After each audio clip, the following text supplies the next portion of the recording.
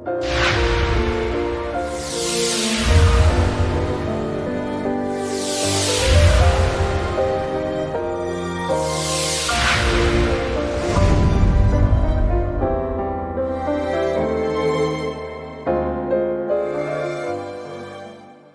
हम हमारा भविष्य और भविष्यवाणियां शीर्षक उपदेश के साथ परमेश्वर के वचन का अध्ययन करें। परमेश्वर पर विश्वास करने वालों का भविष्य क्या है? जब वे कुछ करने की कोशिश करते हैं, तब क्या वे असफल होते हैं? हमारे भविष्य के संबंध में परमेश्वर ने हमें बाइबल में कई वचन दिए हैं।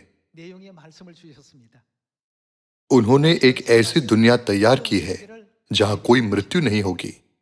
वह दुनिया उमड़ते आनंद और खुशी से भरी होगी।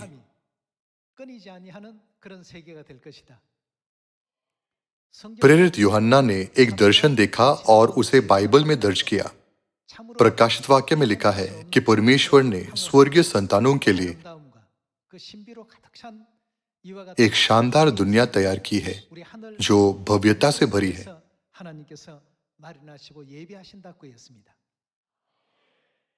जब यीशु 2000 वर्ष पहले आए तो उन्होंने कहा, मेरे पिता के घर में बहुत से कमरे हैं। यीशु ने हमें बताया कि वह हमारे लिए एक स्थान तैयार करने के लिए स्वर्ग जा रहे हैं। यह किस प्रकार का निवास स्थान है? एक सुंदर दुनिया जिसकी तुलना वर्तमान जीवन से नहीं की जा सकती, हमारे लिए तैयार की गई है। इसे पूरा करने के लिए परमेश्वर ने बाइबल में कई भविष्यवाणियां की। लोग केवल कठिनाइयों, परेशानियों और कष्टों का अनुभव करते हुए निराशा में अपना भविष्य पाते हैं।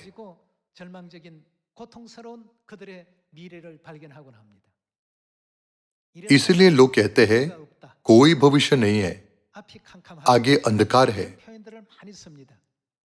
चूंकि परमेश्वर ने हमारे लिए एक शानदार भविष्य तैयार किया है, इसलिए हमें ऐसी अभिव्यक्तियों का उपयोग नहीं करना चाहिए, है ना?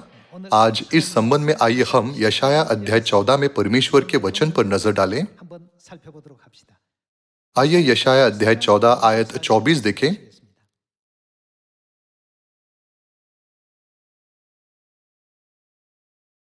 आइए आयत 24 देखें। सेनाओं के यहोवा ने यह शपथ खाई है।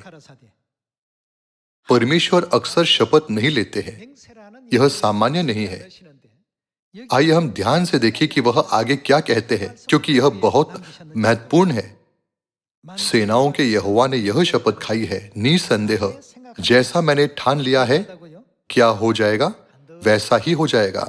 परमेश्वर ने शपथ ली है कि यह निश्चित रूप से होगा।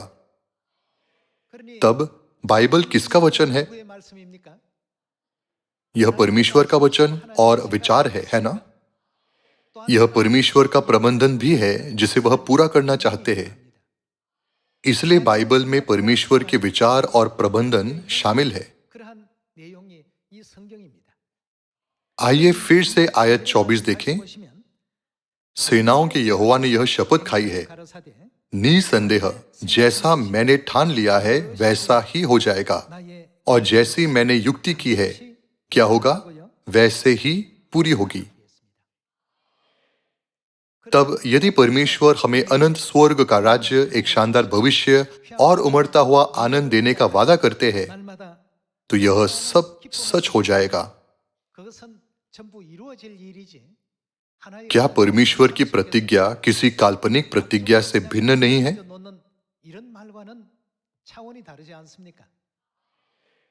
यदि कोई व्यक्ति शपथ ले तो दूसरे को उसकी बात पर विश्वास करना चाहिए, परंतु यहां पर किसने शपथ ली? परमेश्वर ने शपथ ली है। हमें पूरी तरह से विश्वास करना चाहिए कि ये सभी चीजें निश्चित रूप से पूरी होगी और उस प्रतिफल के लिए लगन से दौड़े जो परमेश्वर ने हमें देने का वादा किया है।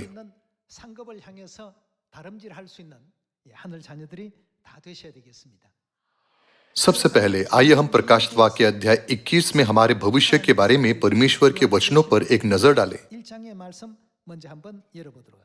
प्रकाशित वाक्य अध्याय 21।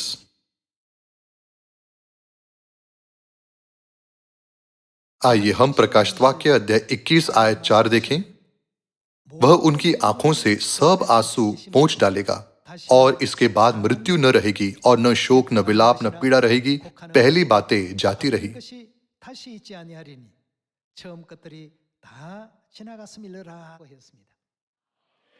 हम कह सकते हैं कि यह हमारे भविष्य की दुनिया का एक नमूना है जिसका परमेश्वर ने हमसे वादा किया है।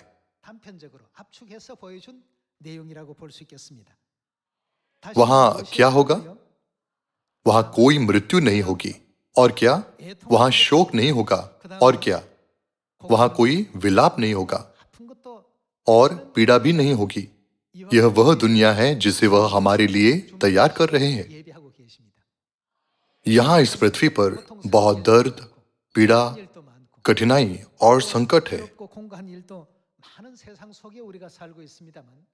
लेकिन परमेश्वर का राज्य एक ऐसी जगह है जहाँ कोई दर्द या पीड़ा या शोक या दुख नहीं है। अधिक विस्तार से समझाने के लिए परमेश्वर हमें एक ऐसी दुनिया में आनंद और उत्साह से भरा जीवन जीने की अनुमति देंगे जहां हम न तो बूढ़े होंगे न ही वृद्ध होंगे और जहां समय और स्थान की कोई सीमा नहीं होगी।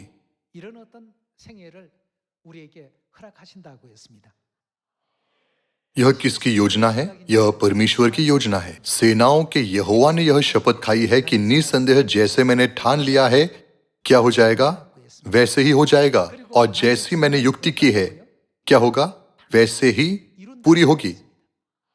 यह हमारा भविष्य है। परमेश्वर ने बार बार शपथ के द्वारा घोषित किया कि वह इसे पूरा करेंगे। हम अक्सर केवल इस बात पर ध्यान केंद्रित करते हैं कि आज हम कौन हैं और हमारी वर्तमान परिस्थितियां क्या हैं, और हम खुद को शिकायतों और दुखों में धकेल देते हैं। हालांकि हमें कभी भी खुद को ऐसी दर्दनाक स्थितियों में नहीं गिरने देना चाहिए। यदि हम उस शानदार जगह और उस अद्भुत दुनिया में भाग नहीं ले सकते तो यह कितना दुर्भाग्यपूर्ण होगा। आइए आयत 5 के साथ जारी रखें। आइए आयत 5 देखें। जो सिंहासन पर बैठा था उसने कहा, देख मैं वह क्या कर रहे हैं, सब कुछ नया कर देता हूं। हम इस रूप में नहीं रहेंगे बल्कि हम एक नई दुनिया में रहेंगे। परमेश्वर ने कहा कि मांस और लहू उस आत्मिक दुनिया में प्रवेश नहीं कर सकते। सभी चीजें नई की जाएगी। फिर उसने कहा, लिख ले क्योंकि ये वचन विश्वास के योग्य और सत्य है। परमेश्वर हमें इस दुनिया की ओर मार्गदर्शन कर रहे हैं। आइए आयत 7 देखें। आइए आयत 7 पर एक नजर डालें। जो जय पाए वही इस वस्तुओं का वारिस होगा और मैं उसका परमेश्वर होऊंगा और वह मेरा पुत्र होगा। परंतु डरपोकों और अविश्वासियों और घिनौनों और हत्यारों और व्यभिचारियों और टोनों और मूर्ति पूजकों और सब झूठों का भाग उस झील में मिलेगा जो आग और गंधक से जलती रहती है। यह दूसरी मृत्यु है। हमें ऐसे लोग नहीं बनना चाहिए।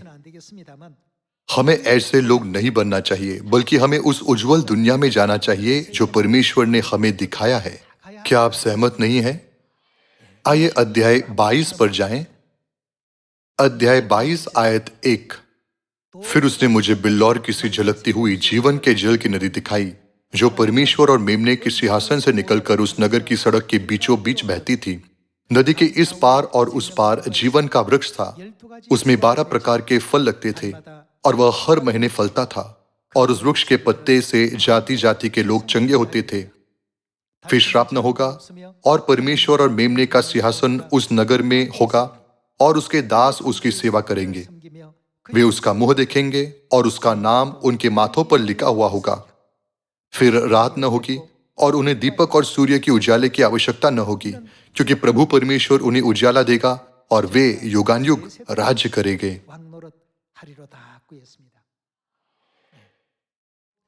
इस पृथ्वी पर हर किसी की सामाजिक स्थिति अलग अलग है। हालांकि परमेश्वर ने हमारे लिए स्वर्ग में जीवन को पहले ही नियुक्त कर दिया है। जब हमारे विश्वास के जीवन का यह समय समाप्त होगा, तब हम कहाँ जाएंगे? हम अनंत स्वर्ग के राज्य में जाएंगे और हम केवल स्वर्गीय लोगों में से एक नहीं होंगे। हम हमेशा के लिए राजाओं के रूप में शासन करेंगे। सरल शब्दों में कहें तो विश्वास के जीवन का प्रत्येक क्षण वह समय है जो हमें परमेश्वर के द्वारा दिया गया है, जो चाहते हैं कि हम स्वर्ग में राजाओं के रूप में शासन करें। इसे ध्यान में रखते हुए हमें आज की कठिनाइयों और दुखों पर विजय प्राप्त करनी चाहिए और परमेश्वर के राज्य में प्रवेश करना चाहिए।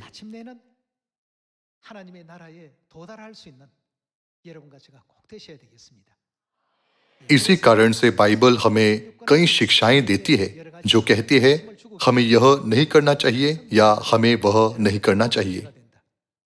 यदि हम ऐसे लोग बनते हैं तो हम परमेश्वर के अनंत राज्य के वारिस हो सकते हैं। यह सब कुछ बाइबल में लिखा है। इसलिए हम आज परमेश्वर की आज्ञाओं के अनुसार सबत का दिन मना रहे हैं। स्त्री सदस्य ओढ़नी पहनती है। इसके अलावा हम पर्वों को भी मनाते हैं। हम नई वाचा के सभी नियमों का पालन करते हैं और सुसमाचार का प्रचार करते हैं। ये सभी चीजें भविष्य के लिए आशीषें इकट्ठा कर रही है ना? आइए हम प्रकाश वाक्य अध्याय 21 आयत 21 पर जाएं। आइए हम अध्याय 21 आयत 21 पर एक नजर डालें। 12 फाटक 12 मोतियों के थे। एक एक फाटक एक एक मोती का बना था। नगर की सड़क स्वच्छ कांच के समान। यह किस चीज की थी?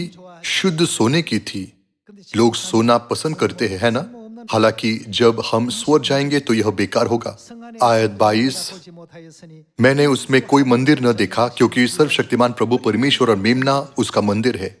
आइए हम आयत 23 देखें। उस नगर में सूर्य और चांद और उजाले की आवश्यकता नहीं क्योंकि परमेश्वर के तेज से उसमें उजाला हो रहा है और मेमना उसका दीपक है। जाति जाति के लोग उसकी ज्योति में चले फिरेंगे और पृथ्वी के राजा अपने अपने तेज का सामान उसमें लाएंगे। उसके फाटक दिन को कभी बंद न होंगे और रात वहां न होगी। लोग जाति जाति के तेज और वैभव का सामान उसमें लाएंगे, परंतु उसमें कोई अपवित्र वस्तु या घृणित काम करने वाला या झूठ का गढ़ने वाला किसी रीति से प्रवेश न करेगा, पर केवल वे लोग जिसके नाम मेमने के जीवन के पुस्तक में लिखे हैं। बाइबल हमें सिखाती है कि केवल वे ही इस महिमामय दुनिया में प्रवेश कर सकते हैं जिनके नाम जीवन के पुस्तक में लिखे गए हैं।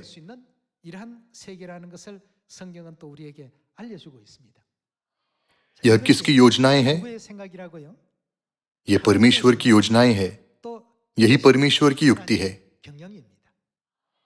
हमें इस दुनिया में नेतृत्व करने के लिए, ताकि हम सदा सर्वदा के लिए राज्य कर सके। परमेश्वर हम में से प्रत्येक को अपना जीवन देते हैं। सभी में कुछ कमजोरियां होती है जिन्हें केवल वे ही जानते हैं।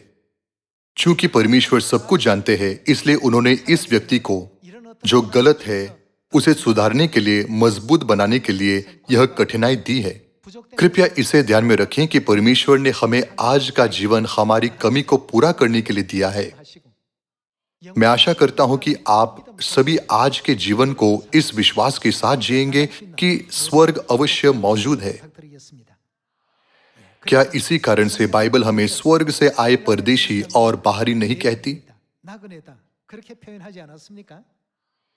आइए हम इब्रानियों अध्याय 11 पर जाएं।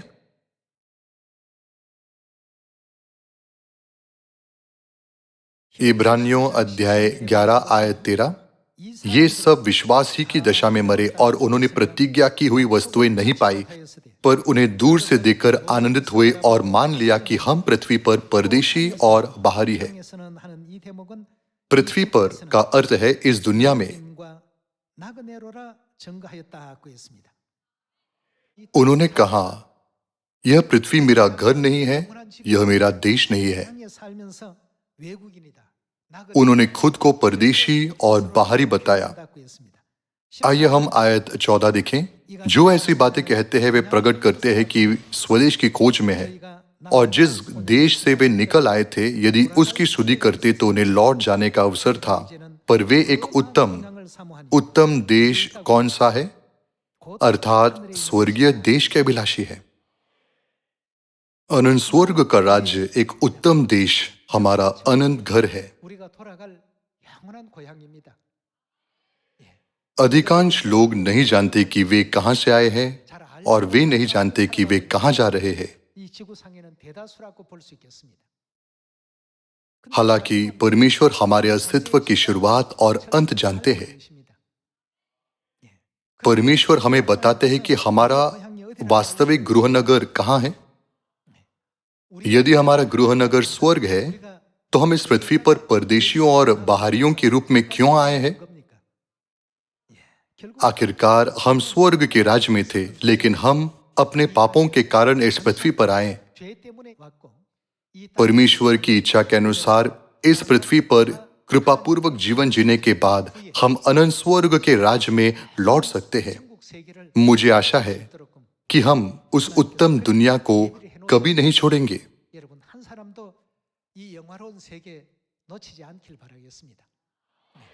लूका में क्या धनी मनुष्य और लाजर के दृष्टांत में स्वर्ग और नरक का उल्लेख नहीं है? धनी व्यक्ति परमेश्वर को अच्छी तरह से नहीं जानता था और उसका परमेश्वर पर विश्वास नहीं था। इस कारण से अनंत नरक में कष्ट भोगना पड़ा। मैं प्रार्थना करता हूं कि हमारे स्वर्गीय परिवार के सदस्य ऐसी जगह पर कभी न जाएंगे। हमारे भविष्य के संबंध में परमेश्वर ने हमें बाइबल में ये वचन दिए हैं। हमें महिमामय स्थान पर जाने के लिए कुछ चीजें हैं जो परमेश्वर ने हमारे लिए इस पृथ्वी पर करने के लिए तैयार की है। हमें इस मार्ग पर चलना चाहिए। यदि नहीं, तो हम उस उत्तम दुनिया में प्रवेश नहीं कर सकेंगे। इसलिए परमेश्वर इस पृथ्वी पर आए और मेमना बने ताकि हम उनका अनुसरण कर सके। इसलिए प्रकाशित वाक्य अध्याय 14 में बाइबल हमें क्या करने के लिए कहती है? यह हमें बताती है कि जहां कहीं मेमना जाता है, वे उसके पीछे हो लेते हैं। साथ ही जब हम मीका अध्याय 4 आयत 1 से पढ़ते हैं, तो हमें क्या करना चाहिए जब वह हमें अंत के दिनों में अपने मार्ग सिखाते हैं? हमें उनकी शिक्षाओं का पालन करना चाहिए।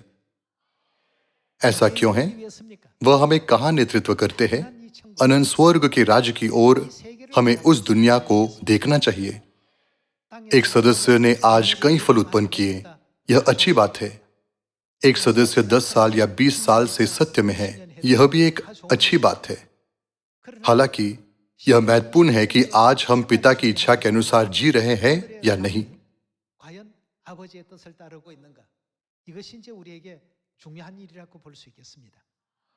परमेश्वर ने कहा कि उनके विचार और उनकी योजना निश्चित रूप से पूरी होंगे। परमेश्वर ने हमारे लिए स्वर्ग का यह महिमामय राज्य तैयार किया है और हमें मार्ग दिखाया है। इब्रानियों अध्याय 9, आइए हम आयत 15 देखें। आइए इब्रानियों अध्याय 9 आयत 15 पर एक नजर डालें। इस कारण वह यीशु मसीह है। वह नई वाचा का मध्यस्थ है, ताकि उसके मृत्यु के द्वारा जो पहली वाचा के समय के अपराधों से छुटकर पाने के लिए हुई है, बुलाए हुए लोग, दूसरे शब्दों में वे स्वर्गीय संतान है। बुलाए हुए लोग प्रतिज्ञा के अनुसार वे क्या प्राप्त करेंगे? अनंत मिरास को प्राप्त करेंगे।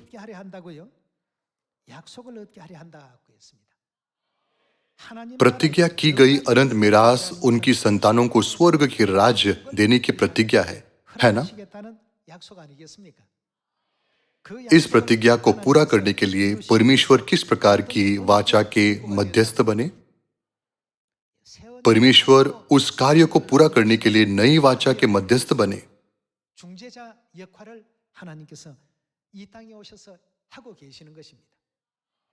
इसलिए क्या वे जो नई वाचा में नहीं है, अनंत स्वर्ग के राज्य में प्रवेश कर सकते हैं?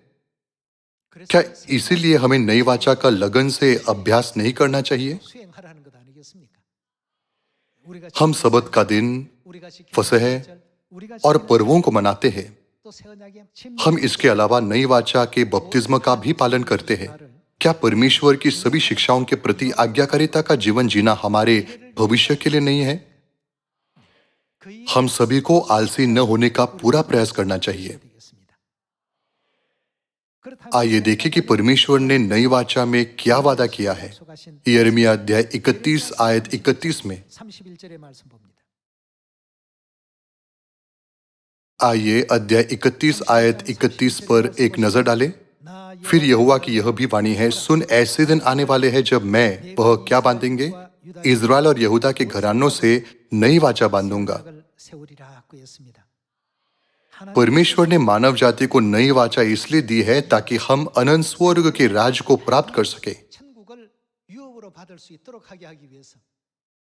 क्या यही कारण नहीं है कि वह नई वाचा के साथ इस पृथ्वी पर आए? फिर भी क्या लोग नई वाचा का सबत मनाते हैं? नहीं, वे नहीं मनाते। नई वाचा के फसह के बारे में क्या उनके पास नई वाचा का सियोन या नई वाचा के पर्व है? दुनिया उनमें से किसी का भी पालन नहीं करती। क्या बाइबल में दी गई सभी प्रतिज्ञाएं आज सियोन की संतानों से की गई परमेश्वर की प्रतिज्ञाएं नहीं है? क्या हम यह सोचकर प्रचार नहीं करते कि आइए हम सुंदर दुनिया में जाएं जिसे परमेश्वर ने हमारे लिए तैयार किया है? आइए हम यिर्मयाह अध्याय 31 के साथ जारी रखें। आइए अध्याय 31 आयत 33 पर जाएं। परंतु जो वाचा मैं उन दिनों के बाद इज़राइल के घरानों से बांधूंगा वह यह है, मैं अपनी व्यवस्था उनके मन में समवाऊंगा और उसे उनके हृदय पर लिखूंगा, और मैं उनका परमेश्वर ठहरूंगा और वे मेरी प्रजा ठहरेंगे। यहोवा की यह वाणी है। परमेश्वर ने कहा, मैं अपनी व्यवस्था उनके मन में समवाऊंगा। यह व्यवस्था क्या है? यह नई वाचा की व्यवस्था है। यह परमेश्वर की योजना है जो निश्चित रूप से पूरी होगी। आइए हम आयत 34 देखें। तब उन्हें फिर एक दूसरे से यह न कहना पड़ेगा कि यहोवा को जानो, क्योंकि यहोवा की यह वाणी है, छोटे से लेकर बड़े तक सब के सब मेरा ज्ञान रखेंगे, क्योंकि मैं उनका वह क्या क्षमा करेंगे? अधर्म क्षमा करूंगा और उनका पाप फिर स्मरण न करूंगा।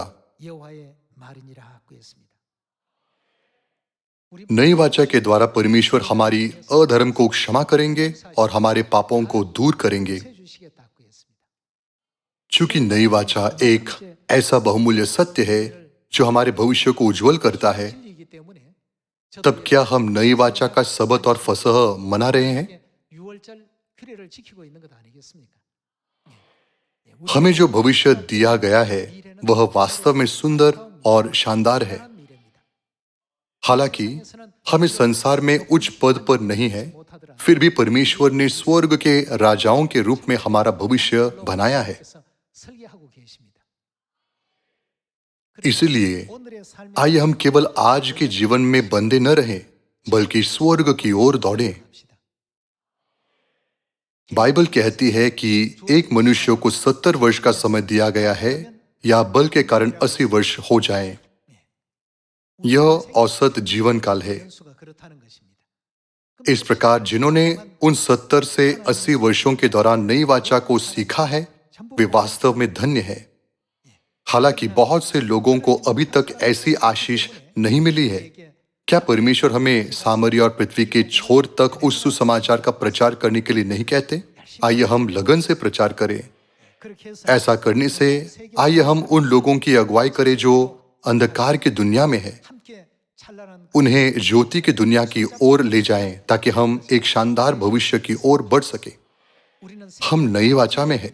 हमारे पास इसके अलावा स्वर्गीय माता भी है जो नई वाचा की वास्तविकता है। तब क्या दुनिया में इससे अधिक उत्तम जगह हो सकती है? चूंकि यह इतनी अद्भुत जगह है, तो क्या परमेश्वर ने हमें इससे परिचित नहीं कराया? परमेश्वर ने हमें कहां प्रवेश करने के लिए कहा? हमें परमेश्वर की आवाज सुननी चाहिए, जिन्होंने हमारे लिए ऐसा शानदार भविष्य तैयार किया है। आइए हम यिर्मयाह अध्याय 4 आयत 5 देखें।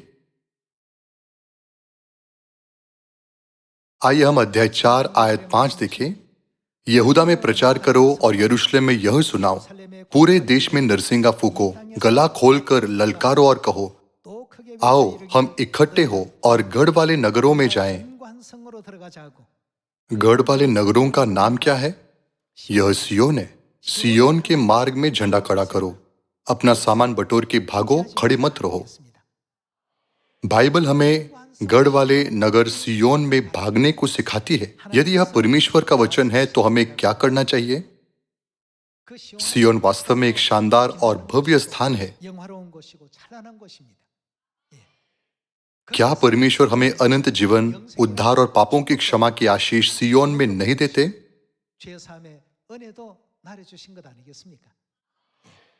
क्या आप और मैं अभी सियोन में हैं?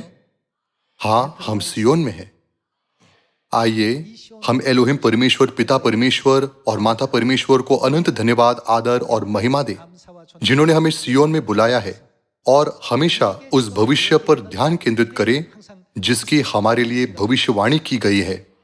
यदि हम अपने आप को वर्तमान कठिनाइयों में यह सोचते हुए डुबो दे कि मैं इन कठिनाइयों का सामना कर रहा हूं या मैं इन पीड़ाओं से पीड़ित हूं, तो हम अपना भविष्य खो सकते हैं। मुझे आशा है कि हमारे सभी स्वर्गीय परिवार के सदस्य स्वर्ग के महिमामय राज्य में अनंत जीवन और आशीषों का आनंद लेने में सक्षम होंगे, जहां कोई मृत्यु, शोक या दर्द नहीं होगा, लेकिन आनंद और खुशी शानदार ढंग से उमड़ती रहेगी। हमारा गृहनगर कहाँ है? यह कहता है कि हमारा गृहनगर स्वर्ग का राज्य है। आइए हम स्वर्ग के राज को न खोएं। मैं अपने सभी स्वर्गीय परिवार के सदस्यों से अनुरोध करता हूं कि वे पिता परमेश्वर और माता परमेश्वर को हमें नई वाचा सिखाने के लिए अनंत धन्यवाद, आदर और महिमा दे, ताकि हम स्वर्ग के राज्य में जा सकें। इसी के साथ मैं आज के उपदेश को समाप्त करना चाहूंगा। आपका धन्यवाद।